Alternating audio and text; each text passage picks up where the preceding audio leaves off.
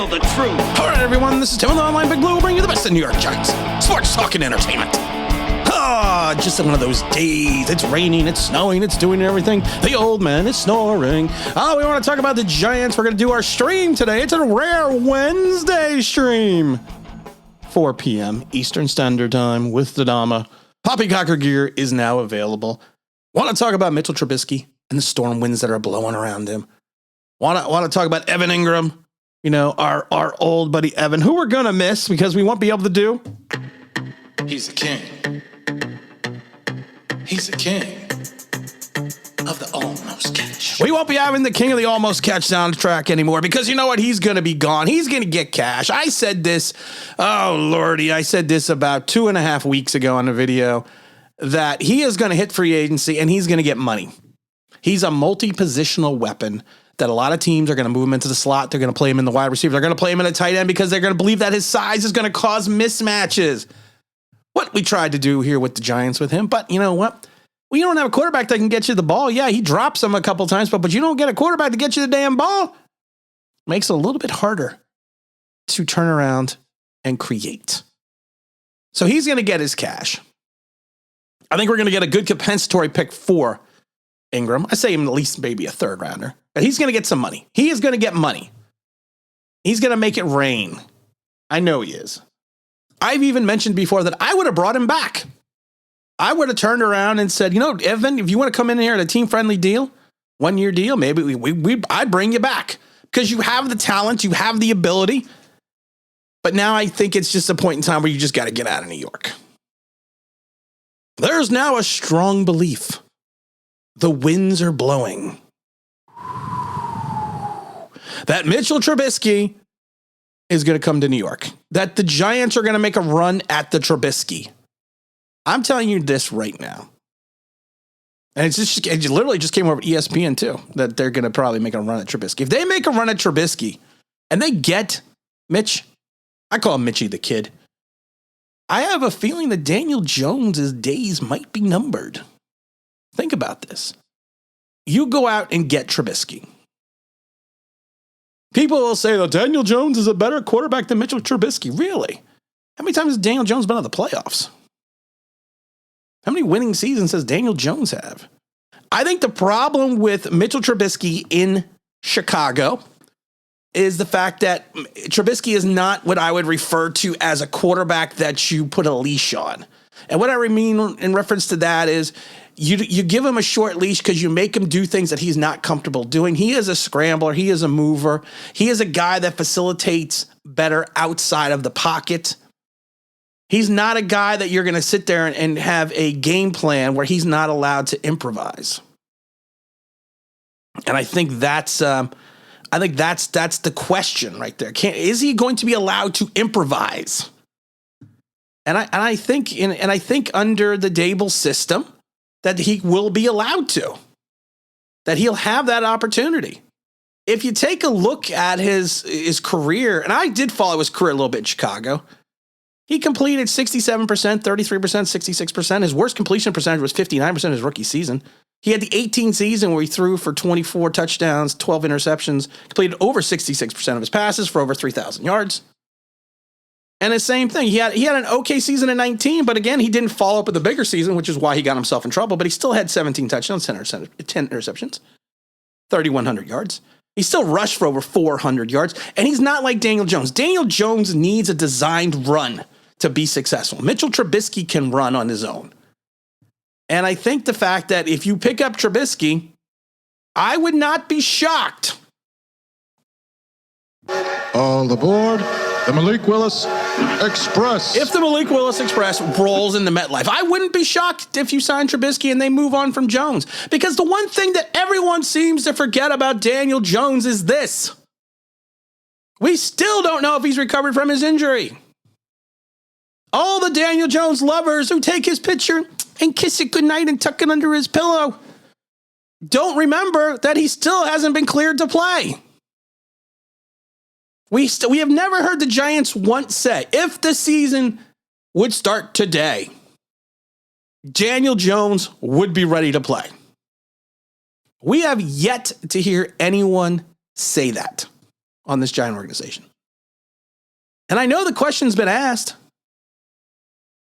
but we have yet to hear anyone mention that about Daniel Jones.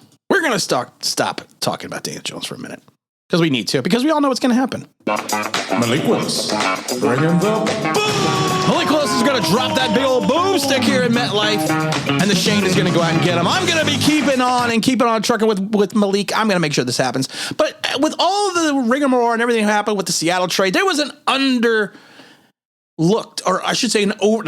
an overlooked situation out of Seattle. And that is the release of linebacker Bobby Wagner.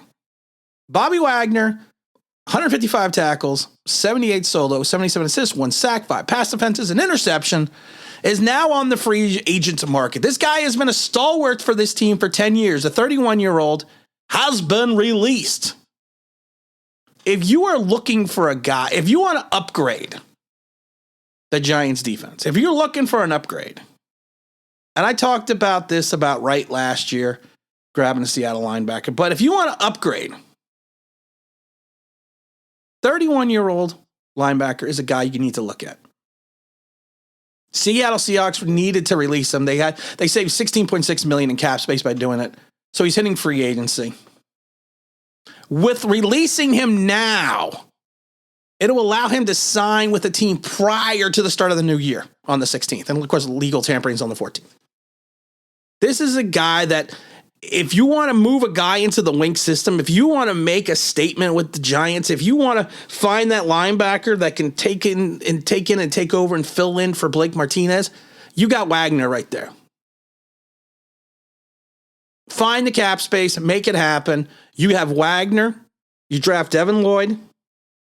You have solidified your linebacking position with them and Ojulari and Tay Crowder. You can move Ojulari more into also putting his hand into the dirt.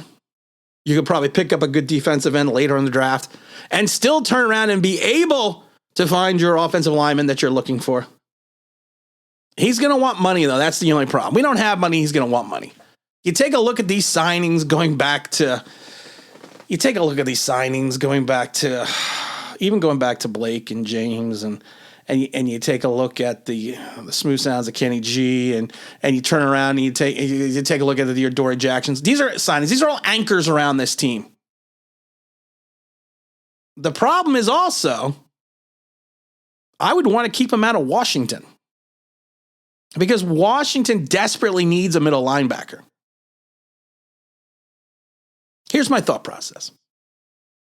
You get Blake to renegotiate, and lower that number exponentially. You turn around, you sign Wagner. You're going to run a 3-4 either way. You have 2 middle linebackers right now. You have Blake Martinez, Bobby Wagner, Azeez Ojulari on one outside, and then you draft Devin Lloyd. You just filled your 3-4. You have Dexter Lawrence as your nose tackle. You have Blank on your right side. You have Leonard Williams on your left side. You still are going to have Adoree Jackson probably as your CB1. You have Xavier McKinney still out there, Logan Ryan. You just fixed your defense. You just got to find an edge. You fixed your defense. And then you can turn around and focus on getting your offensive line help in the draft. Think about it, guys. Think about it. I'm calling out to the Giants and telling them, think about this. Because it makes sense. The only problem is Bobby's probably not going to want to come to a losing organization. That's what we're going to be. We're not all of a sudden going to sign Bobby Wagner, get all these other players, and then all of a sudden be extremely competitive. That's not going to happen. We have overvalued, well, not we. Because I did not overvalue. Some people have overvalued the talent on this roster for the last 3 years. And I take a lot of crap for pointing stuff out. Saying that this guy can't do this guy can't do that, this guy can't do this. And I take a lot of crap for it. And I would say probably 80% of the time I'm right. It may take 2 years for it to come to fruition, but sometimes, and I will sit there and I will stick to my guns and tell you I'm right. But this is what I'm talking about. We're not going to be competitive this year. If we win more than 5 games, I've said this before. We win more than 5 games, I'm happy. Anything over 5 games to me is a bonus. because it's going to be this salary cap situation is going to be so dire at points in times. It might not be as bad as last year where we couldn't even field 53 men, but it's not going to be good. But if you want to be bad, but you still want to be competitive, and you want to still have a defense that can keep you in some games, you sign someone like Bobby Wagner. Doing the big stream today, rare Wednesday stream at 4 p.m. Eastern Standard Time with the Dama. Come in and check that out. Got a good videos coming up. Got a plethora of videos coming up. People always say to me, Tim, everyone says there's no content. There's nothing to do last couple of weeks and last couple of months. But you know what? I'm a grinder. There's always content. I do like 6 videos a day. There's always content. I make videos like I played. You grind it out. You do your work. Hope everyone can join at 4. And again, this is Tim with Online Big Blue, bringing you the best in New York Giants sports talk and entertainment. And as always, if you could like, maybe subscribe, ring the bell, you think it means, that'd be awesome.